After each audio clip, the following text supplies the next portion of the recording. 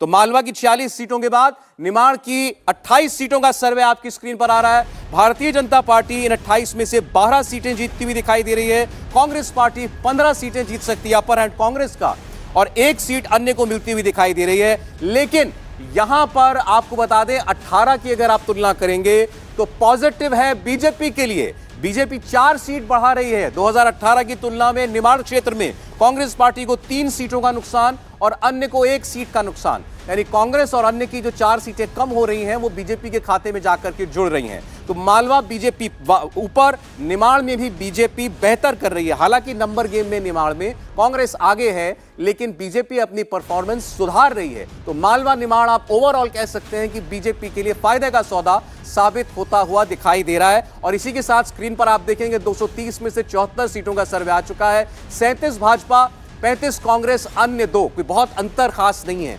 अभी ज्यादातर विश्लेषक भी आपको यही बता रहे होंगे कि बहुत कांटे की टक्कर है। तो मालवा निमाड़ भी कम से कम यही बता रहा है कि टक्कर तो कांटे की दिखाई दे रही है, लेकिन एक एज जो है इस क्षेत्र में भारतीय जनता पार्टी के लिए दिखाई दे रहा है साफ साफ। इस क्षेत्र की और डिटेलिंग आपके लिए भावेश करेंगे। भावेश, देखिए, मालवा निवार में जो सबसे बड़ी फैक्टर जो दिख रहा है, देखिए आप 2018 चुनाव आपको याद होगा। 2018 में पहले इस क्षेत्र की जो हम सोशल बैकग्राउंड है उसको समझिए। इसमें 22 शेड्यूल ट्राइब सीटें आती है। ये इस 22 सीटें जो आते हैं, जिसमें कांग्रेस को पिछली बार बहुत अच्छी बढ़त मिली थी, जिसमें 22 में से 14 सीटें कांग्रेस जीती थी और 7 सीटें बीजेपी जीती थी, एक इंडिपेंडेंट ने जीती थी। बीजेपी फिलहाल उसको कोशिश जरूर करिए कि आदिवासी बहुल क्षेत्रों में अपना पैठ बनाने की कोशिश करिए। आपको याद होगा 2021 में जो सिविक बॉडी लोकल बॉडीज का चुनाव हुआ था, उसमें बीजेपी ने अच्छा परफॉर्म किया था।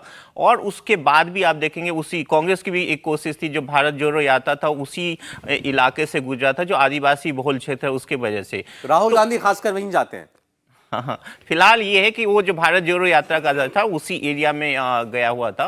तो इन दोनों फैक्टर को देखते हुए ऑलमोस्ट आप देखिए दोनों जो एरिया है उसमें लगभग स्टेटस को है, जितनी सीटें बीजेपी ने जीती थी। ट्राइबल सीटों की बात की, कुल मिलाकर जो आरक्षित सीटें हैं ट्राइबल सीटें वो 47 हैं मध्य प्रदेश के अंदर, पूरे प्रदेश में। और इसमें 2018 में 31 सीटें कांग्रेस पार्टी जीती। बिल्कुल, जो 2018 में 47 में 31 इसने जीती और 16 बीजेपी ने जीती थी। और उसका 2013 से कंपेयर की, 13 में 47 में 37 बीजेपी जीती थी। तो बीजेपी के लिए कांग्रेस के लिए ये एक बहुत बड़ा एज था, जिसकी वजह से कांग्रेस सरकार में वापस आ पाई थी।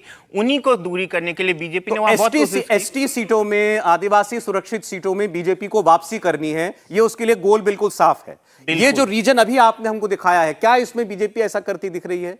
देखिए, निमाड़ में कुछ हद तक करने की कोशिश जरूर हुई है, और आपने देखा 4 सीटों का जो अंतर है वो उसी का अंतर है। दूसरे, आपको याद होगा अमित शाह और प्रधानमंत्री ने एक आदिवासी को लेकर बहुत कुछ किया पिछले असेंबली चुनाव हारने के बाद।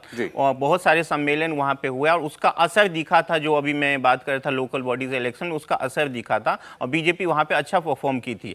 अब असेंबली पॉइंट ऑफ व्यू से अभी भी दिख रहा है कि कांग्रेस वहां पे जो आदिवासी बहुल क्षेत्र उसमें अभी भी कांग्रेस के पास एज है, लेकिन बीजेपी धीरे धीरे ही सही लेकिन बेहतर प्रदर्शन कर रही है। अगर ये ट्राइबल सीटों पर भारतीय जनता पार्टी कुछ कमबैक कर लेती है तो पिछली बार आप देखिए बहुत ज्यादा फर्क नहीं था सीटों में, वोट में तो बीजेपी बल्कि ऊपर थी 2018 में। तो ये ट्राइबल सीटें ही भरपाई करने के लिए काफी साबित होंगी, लेकिन क्या बीजेपी उतनी भरपाई कर पा रही है? कुछ हद तक मालवा निमाड़ में दिखाई देता है। हर्षवर्धन त्रिपाठी जी। नहीं, देखिए, आदिवासी सीटें हैं और इस इलाके के लिहाज से कहें तो ये माखनलाल चतुर्वेदी की जन्मभूमि है। अगर फिल्मों के शौकीन हैं आप तो अशोक कुमार, किशोर कुमार का खंडवा यही है, तो ये भी जानना चाहिए कि वो ज़मीन कैसी है। लेकिन ये सच है कि आदिवासी क्षेत्रों में इतनी लंबी सरकार होने के बावजूद, इतनी सारी योजनाएं चलाने के बावजूद और संघ का बहुत काम होने के बावजूद आदिवासी इलाके में भारतीय जनता पार्टी वो पकड़ नहीं बना पाई। 2018 के चुनाव में एक तरह से कहें कि भारतीय जनता पार्टी से 2 गुने से ज्यादा सीटें कांग्रेस ने जीती थी। और यही वो इलाका है जिसको अगर आप कहें कि मार्जिन कहां आगे बढ़ गई, कहां अंतर बढ़ गया, तो वो ये इलाका था। अब सबसे बड़ी बात यह है कि क्या भारतीय जनता पार्टी उस अंतर को घटाएगी, नंबर 1। और जिसको हम कहते हैं कि सेंटिमेंट के तौर पर क्या निमाड़ और मालवा का जो सेंटिमेंट होगा, वो सेंटिमेंट उनको मध्य प्रदेश की सरकार बनाने में कुछ मदद करेगा। तो उसके 2-3 छोटे छोटे आदिवासी लिहाज से भारतीय जनता पार्टी ने रायसीना पहाड़ी पर द्रौपदी मुर्मू जी को बिठाया। आदिवासी लिहाज से सिकल सेल एनीमिया, जो आदिवासियों की सबसे बड़ी बीमारी है, पूरे देश में जहां भी आदिवासी इलाके हैं, नरेंद्र मोदी ने सबसे बड़ा अभियान चलाया। आदिवासी इलाके में स्वयं सहायता समूह, जिसको हम सेल्फ हेल्प ग्रुप के नाम से जानते हैं, जो महिला उसको लीड करती है, जिसको नरेंद्र मोदी बार बार कहते हैं कि हम धीरे धीरे सबको लखपति दीदी बना देंगे, उसको बड़ा वो प्रचारित करते हैं। अब ये तीनों चीजें वोट में कितना ट्रांसलेट करेंगी, उससे तय होगा कि शिवराज का राज बचा रहेगा नरेंद्र मोदी के नाम पर जो भारतीय जनता पार्टी जा रही, या उसकी मुश्किल अभी बनी हुई है। इंडिया टीवी हर वक्त हर जगह डाउनलोड करने के लिए सर्च करें India TV news Google play store या ऐप स्टोर पर।